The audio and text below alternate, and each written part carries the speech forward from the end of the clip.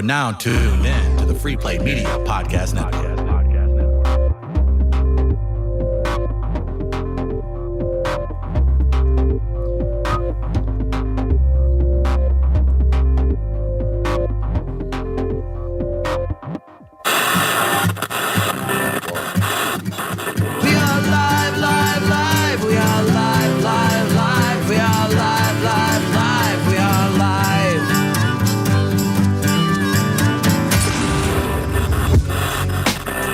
We are live at Gaslight Lounge. Chris Denman, Travis Rowe. We have a very special guest in studio today. We'll get to him in just a moment. Big thanks, Travis, to Matthew Ehrenreich, Edward Jones Financial, making this happen today, sponsors the show.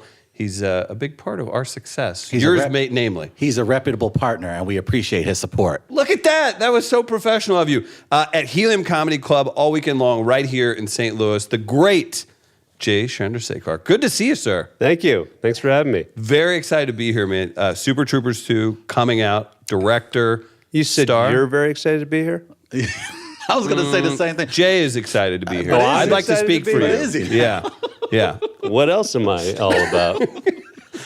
Devilishly handsome, super talented. Go on. Let's grease it. Yeah, Cubs are, they're a team. We'll do that. We're excited to have you. You're here in St. Louis. I'm sure it's been a busy, blaze of things. Did you just get in? Just fly I got in 2 hours ago, and I did the Riz show. Oh, Very nice. Good It was dudes. fun. They were fun. Yeah. And Told then, some stories I probably shouldn't have told. That's typically how it goes. You were in Chicago last night. We were just talking about this. Give us a little info on what you did in Chicago. Well, we're going around the country and doing a 17-city tour. I guess we'll talk about this a little later, but we crowdfunded this movie, so Right. So we've been it's showing so interesting. those people who put money into Super Troopers 2. We're showing them an early sneak peek. They Right. bought the right to see it early, Right. And so we have these huge screenings, and we go introduce the movie, and then we show them the movie, and then afterwards we take pictures and sign autographs and hang out and all that stuff. So it's the interesting thing about it is that I'm aware of the emotional connection some people have to the Right. film. We're 30. He's 34 today. It's Travis's birthday today. I'm 33. Perfect age for that movie. Yeah, very much. It's Very been much. a part of, just social circles since I can remember. Yeah, I mean, so we wanted to make sure people had a soft landing in the second film. Right. So, I mean, first of all, we wrote 35 drafts of it. We, wrote thousands of jokes. We made sure to only keep, curated and put the right good ones in. Right. And then I told the other guys in Broken Lizard, I said, I'm not rolling camera until we all weigh exactly the same as we did in the first film. Wow. So that when people see the movie, they'll be like, they look a little older, but they don't look fatter and older. Right. So Right. soft landing. What has been like? What do people think when they see me if they haven't seen me in 5 years, Travis? Oh, they will definitely say softer landing because you're the okay. size of many pillows. But that's not here or there. Sorry, go ahead. But no, I was going to say but I would imagine you guys use that same energy that you had from your following to help with crowdfunding. How was the crowdfunding process in getting to the goal that you guys were looking to get to? Well, when we said to Fox we want to make Super Troopers 2, they said, great. Why don't you guys raise the money? We've heard that happens with Susan. There's a great Burt Kreischer story of him walking into Happy Madison with just his life's work on the table. He's like, I'm perfect for this job. And we love this. This is so fantastic. And we look forward to your release of it. Similar situation to you. Not so much, but I mean, they said, we will release this wide if you can get it made. Okay. And so there's, as much as like we're doing all this do-it-yourself stuff in life, even with movies, you make independent films, nobody can really release a film the way a studio can release a film. They know how to do it, and they can book it and get it into every theater. I mean, it's a big important thing for somebody to say they'll release your movie. So when we decided to raise the money, we thought, looked at what happened with Veronica Mars, and they raised, $5.8 million or something. And so, insane. We called up the guy who did that campaign and said, what do you think? And he said, it's interesting because I'm a fan of your film, and I've been sitting here quietly thinking that you should crowdfund it. Wow. And I'm like, why didn't you call me? But so he says, I know where your fans are online. He's like one of those like deep space computer nerds. Darknet, yeah. He knows stuff, right? He can find things. You look at his computer, it's like all that jumbly words and all that stuff. So and he's it means Russian. something. Okay. Yeah. Excellent. Yeah. So we created a campaign, which meant we shot about 25 videos, and we were going to drop a video almost every day. Right. But when you're doing that, again, people haven't seen us in those characters in a long time, so you really got to it's really starting the advertising campaign started when we started the Indiegogo campaign, because people saw us again and they're like, okay, yeah, they look the same. Right. And What from now to so we're at release? When did you exactly start? How many years ago was it? We crowdfunded it in, I guess, 2015. Yeah, that's about right. It was right. Yeah, Kevin and your partners, Kevin and Steve, came through to do the comedy show. And so we had a goal of 2 million, and that's sort of you set a goal. I mean, that's not low, but we set it there, right? And we got there in 24 hours, and then after 30 days, there was still some giving after the initial campaign ended, but I think we're at about 4.7. Wow. Yeah, and 54. Director get a healthier cut with that? The way Jay just He's like, dropped I his flew head, he Southwest goes, here, dude. He's like, yeah. No. 54,000 people put money into it, Right. and That's so exciting. it was thrilling. Now the problem was that wasn't enough to make the movie. We needed at the end of the day, the film ended up being $13.5 million. So we needed to raise the rest. Right. And the way crowdfunding works is if you raise all that money and you don't spend it in that calendar tax year, you get taxed on it. Oh, wow. So we had to go into production and spend, a good portion of it on, we basically shot for 6 days and then raised the rest of the money through private financing. Oh, wow. So we had this it was a high risk move to even try crowdfunding. If people didn't crowdfund it, then Fox would have been like, we're not going to release, nobody wants to see it. It's a punch in the gut, too. It's obviously very important to you, too. Yeah. And it's creatively and then also financially getting turned down. Right. That would have been the end of it. Right. But the other big risk we took was we took that money and used it to shoot 6 days. Right. Now, if we couldn't raise the rest of the money, we'd be in jail. I'm trying to think, how does that, and then the prison time is a bad thing, but then also being the guy who played in Super Troopers in a jail, having jailers go, hey. Yeah, Well, you don't want to be a cop in jail, right? No, People no, be even like- a perceived cop. Yeah, that's right. That's trouble, But too. I bet we get a good Broken Lizard movie out of the jail time. I think we could come up with a pretty funny. I think we get points on that too because we're part of the That's right, process. okay. Is that I noticed that too with people that show interest. I think you walk that super interesting line of appealing to those you're parodying. I feel like you have a good law enforcement following that people are into, like, haha, that's great. But then also you have the stoner mentality or there's a bunch of different people that really enjoy this film. Is that the truth, or have I just heard a few good examples? Half our people? crowds, if you go to Helium tonight, you'll see half the crowds are stoners and the other half are cops. And they're sitting side by It's a side. party in its own, yeah. Theoretically laughing at the same jokes.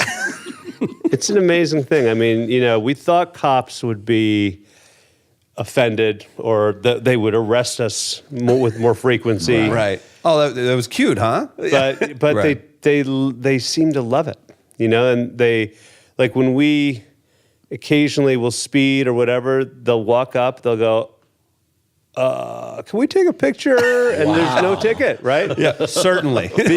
When I was shooting Dukes of Hazzard in New Orleans, we shut down the 10 freeway to do a jump of the Generally, and so we had tons of cops. I mean, we were just shutting down so much traffic, right? And You're like, is this okay? Like, you can literally do anything. well, the cops like, do you want to drive the Generally as fast as it can go, and I'll give you an escort? And I'm like, sure. And so the chief of police came out that day, And he gives me his card. He goes, son, you get into any trouble down here in New Orleans, you just, you give me a call. And he goes, anything short of murder. And then he goes, actually, murder's okay for you too. Look at that. Travis, do you aspire to reach that level? To be able to walk up in a police station, like, so what? I killed a couple white women. I got this business card. I'm good. That is the goal in life. Literally a get out of jail free card. So again, just to remind everybody, Helium Comedy Club all weekend long. Grew up in Chicago? Yeah. What part of Chicago? Well, Hinsdale, suburbs. Very cool. Yeah. And you said you're a Cubs fan and a Blackhawks fan, and you were telling us about an awesome story from literally last night. I got to shoot the puck between the second and third periods. They take like a kid out, and it was the bronze ice skating winner. She came out and shot, and then I shot. And the kid got the goal. I missed by 2 inches twice. And Story of our lives. She missed wildly. Well, that's why she's bronze. But then, Jonathan Taves apparently saw me out there in my uniform, and then he wanted to meet, and so we hung out a little bit, and then that whole goalie thing happened, where this is insane. The starting goalie got injured, then our backup goalie got injured, and then emergency goalie. They brought in this emergency goalie, a 36-year-old accountant who didn't give up a goal. 7 or 8 shots on goal. 7 shots on goal. He blocked them all. What's the acting equivalent to that? Like pulling one of the maintenance guys in to be like, okay, we're going to need you to nail this part. Because again, I was wondering the salary implications. I was like, does he get to join the union now? Is he an NHL player because he got actual time? I don't know. And what happens in the next game? Like, if those other He's the two guys hot are hand. injured, yeah, Right. exactly. you gotta stay with it, Trav. Well, then the funny thing is, and if Wade was explained to us, because the Blues had a similar situation a few months back where I think it's the emergency goalie for the arena. It's not just specifically technically for play the for Blackhawks. both teams, If it I happened to see. the opponent and they were down, really? they could have used him, or they. Well, I got it. I mean, I don't know Taves that well, but I got it. He texted me and he goes, we're literally playing a beer league guy in goal right now. That is outstanding. And he's an accountant, and it's not like he's like, well, he's 23 and he played a couple years, and no, he's playing pickup games on the weekends. You gonna make a movie about that now? I mean, is that what we're gonna look at? Someone sent me a tweet this morning with a picture of Heffernan and that goalie and said, "This is your next movie." That's perfect. Now, what having the following you have and having such a cult following with Super Troopers, I would imagine this happens frequently when you are going to be on stage this weekend. Unfortunately, as well-behaved St. Louisans as they are, there is going to be someone or a few who will shout out 20 lines from the film. How do you normally navigate when you're on stage doing your set and you get the people or person who has to? Well, it's best when they yell it not in the middle of a setup. Okay. But people who yell out in the middle of shows are not totally savvy about when to yell. Generally not. They've had 3 drinks with umbrellas in them. Right? Yeah. And that's Right. So it's time to cut loose, and they're going to be part of the show whether they you like paid. They are entitled to yell it out if they want to. It makes them happy. Right. it or not. You don't strike me as somebody that's going to scream for security. I feel like No, God, it's no, kind of no. you work it in, and if you got to boot them, I'll make fun of them somehow. Everyone will laugh at them. Yeah. And then we'll move on. That makes It's fine. perfect. It's fine. It's fine. I don't care. Yeah. You do that. Okay, so you're working through this, and obviously we want to focus on Super Troopers 2. Everybody needs to go out, support that. Since we're past the crowdfunding phase, what, especially with digital platforms, everything else like that, do you have a hand, and you and the group have a hand in digital releases? Is that all on Fox now? I mean, does the work continue, I guess? Because when you obviously say we're doing digital this. releases, what do you mean? So it used to be you would have said, hey, I really need to go pimp these DVDs or VHSs now. So after you do your theater run and we have the big, oh, wow, it's killing it again. Indie movie makes big once again. What is it? What's post theater release life like for you? Well, hopefully we'll get sent to England and kind of do all that press over there. Right. But once it's out of the theaters, they've got a very good home video department. So, Right. they sell it. you know, I mean, they sell it to obviously Comedy Central. They seem to like our first one, HBO and Netflix, and you know, and all those in foreign lands, and you know, they really have a good distribution system. Do you play well overseas? That's a big thing now too. You think about. We play really well in England, Ireland, you know, Scotland, Australia, Canada, Spain, Germany for some reason. Beerfest maybe help with that. Well, Germany, you know, Munich, when the movie came out, Beerfest, Munich tried to ban the film. Really? Because they said this film makes German culture look bad. And I was like, yeah, this film and the Holocaust. I mean, it's kind of I was like, kind of 1, 2, kind of 2, a glaring, 1, you know. But a close second. It's like it flips depending. Right, the silly, fun, super, just funny movie. But yeah, that's what's going to bring it. Then they were unable to block the movie, and then people from Germany have now like become really big fans of this film. And like we did a Beerfest event in Chicago, and two huge guys from Germany flew over to be in the event, and I'm like, are you guys faking these accents? No, they're really German. And I'm like, what are you doing flying over here? They're like, it's a huge movie over there. I'm like, okay. You're like, dude, you are from Lincoln Park. I know you just came over this way. Just drop the accent. Like, what are you doing here? That's fantastic, though. But when you create something like those that people tend to, I feel like people get on board with the DIY mentality, and they kind of get it to a scene. It's like, I better go buy this T-shirt. I better go to this event. Otherwise, we don't get to see great stuff that you put together. Yeah, I mean, I think we're a unique situation in Hollywood in that, you know, we write movies and then we're in them, right? So that's not really how the Hollywood system works. They're like, yeah, we'll put better looking people in them, and then that'll be the movie, right? And so we've always had to sort of adopt this. Raise your own money, learn how to shoot, edit it yourself, all that stuff. We had to do that. And because of that, we became good at making movies. And now the movies actually look like real movies. You know, I mean, so it's like you have to know how to do it. A lot of comedy groups get to this point and they're like, we'd like to make a movie, and then none of them know how. And nobody in Hollywood's gonna be like, yeah, I'll put you 5 random guys in this movie, right? So the movie never gets made because just the basic lack of knowledge of how to make a movie. Can you give us an idea where the characters are come the sequel without giving too much away, obviously, but can you give us a sense Emotional as to growth for Super Troopers? I'm just curious, where will we find ourselves once we jump right back into the sequel? Well, look, the opening of that first movie had a real, like, I mean, I'll tell you this. The opening of that first movie, we wrote it that way. You know, we really worked on it hard because we wanted to open the movie well. Because in the first film we made, Puddle Cruiser, the first 9 minutes of the movie are the weakest 9 minutes. The rest of the movie is pretty good. But those first 9 minutes, when people are deciding if they want to see this movie, they're like, yeah. And then, you know, and it was really a handicap for us. So when we made the first one, we really, really focused. And I remember, but we'd only shown it to about 5 stoners in my living room, right? So, and they're like, it's a hit. They're like, you're in it, man. And I'm like, is it okay? Good.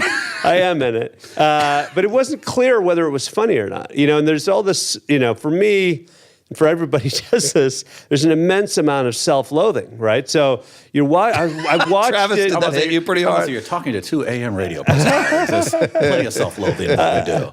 I watched it so many times. I'm like, I don't know if it's funny. I don't know if this opening's funny. And then Kevin Heffernan, who played Farber, he was like, it's funny. I think it's funny. I'm like, okay. And then we went to the lab the day before we went to Sundance, and we were screening the film one last time. Then we're going to get on the plane and go to Utah. And we screened the opening, and I'm like, stop the film. And I stood up. I'm like, this fucking sucks. I'm like, what the hell were we thinking? Yeah. How could we think that this was funny? And why did I act that way? I act like Clint Eastwood. What's the fuck was that dumb Clint Eastwood ripoff? And so, and then Kevin's like, I think it's funny. And the color timer was like, I think it's funny too. I mean, you guys don't know what you're talking about. Just roll the damn film. And I just sat there like glum. Yeah. Looking at it. And then As everyone enjoyed themselves. 2 nights later, we showed it in Utah, and it was like they were ripping the seats out in that opening scene. And we were like, oh my God. How did you reconcile with that then? Because I can understand, you know what as I did? a writer or director, you can be the harshest critic. I cry once a decade. Good to Like hear. I'm totally emotionless generally, but tears rolled down my cheeks in that theater. I mean, it was the dark, so nobody saw it.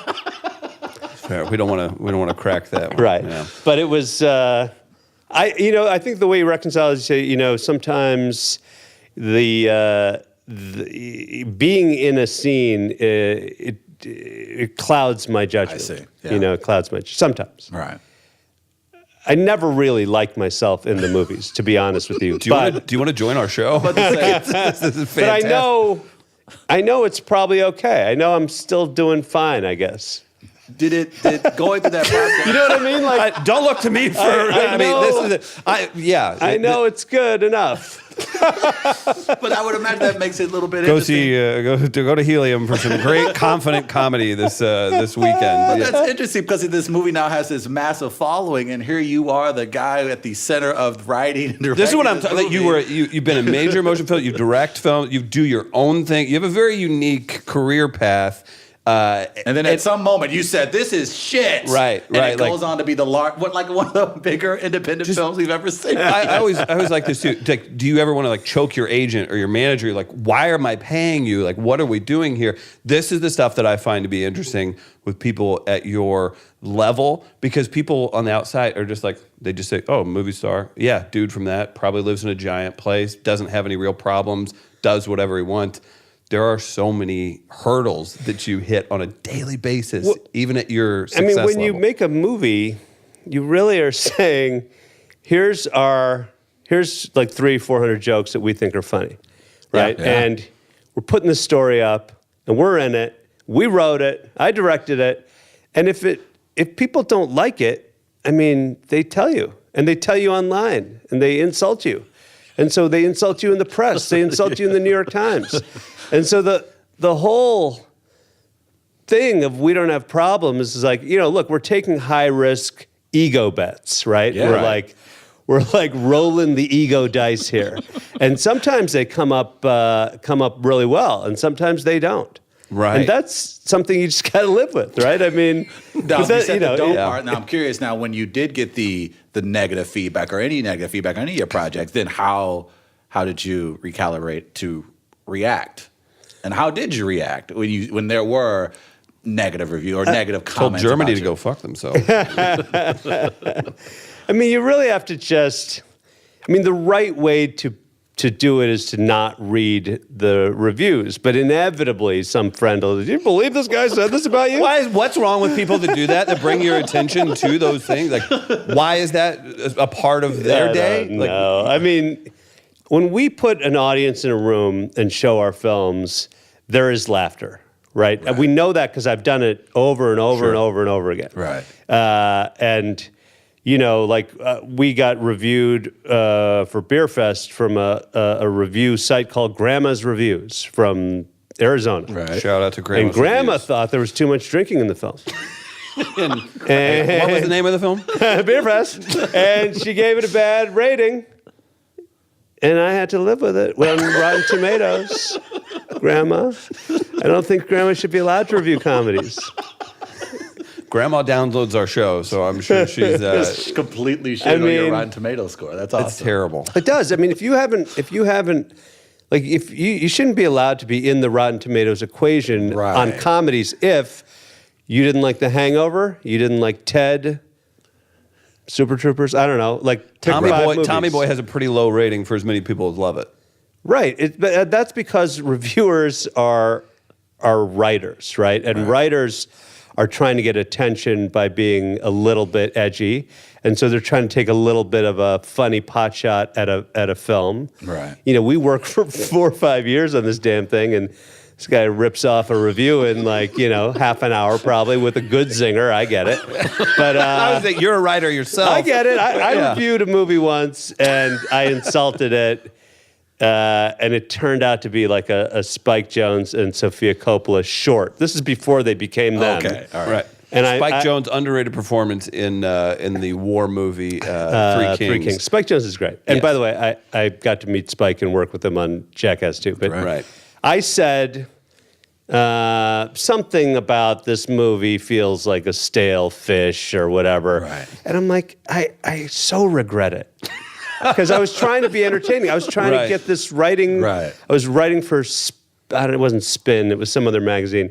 And they were, maybe they were going to hire me to review movies. I wasn't an established filmmaker. I don't even think I'd made, and I insulted this film. And I was like, what? And then the next week, they're like, you need to interview Sophia Coppola of course. for Of the course. Sister magazine. I'm like, did you see the review I wrote about this thing? They're like, you got to do it. Well, there's a million Jay Chandrasekhars out there. You're the She only won't know one it's who's you. seen it. That was the thing. And I'm like, oh, man. So I call her up, and she's like, it's just like a home video. I don't know that it needed to be reviewed. And then we're having this conversation. I'm like, God, I feel terrible. Did you stand up for your review? No, I said, no, I'm not going to review films anymore. Yeah, but- there's kind of a paper thing. Yeah, is it more? Have you dealt with a peer in your industry reviewing or speaking out about something that you did creatively? Yeah, Stephen King didn't like the Dukes of Hazzard, and he wrote a review in Rolling Stone for some reason. And I got no beef with Stephen King until now. Now I got a beef with Stephen got King. beef with Now Stephen King. now I say stuff like, he kind of writes too many books, doesn't he? How could any of them really be that good? Right. The Shining was good, and then The Stand maybe. It's been downhill ever since. But I can't explain it. I guess I'm that petty that if you come after me, I'm gonna come after you. What if we have a I agree. what if we have a mixtape, like kind of a battle situation where he writes a book called the Sad Director, and you end up getting murdered in some gruesome way, or your likeness. Is that gets how I out. come off sad? The ultra confident director, comedian, super talented. So, wow. By the way, thank you for coming here today. Sure, Everybody's thank you. got to go out. We've got a great crowd here. Thanks to everybody for coming out. Give it up for Jay here at Gaslight. And while we have the mic, all you people are drinking before noon, and that is sad and pathetic. And you all should be ashamed of yourself. And thank you again for coming out and supporting everybody. Appreciate it, guys. Big shout out to You Matthew. just insult the Ehrenreich. crowd who shows up? Is that Right, yeah. They're taking time out of their day. Jay. Just look at him. Well, we certainly appreciate everybody coming out. You have to go show some love at Helium Comedy Club this weekend.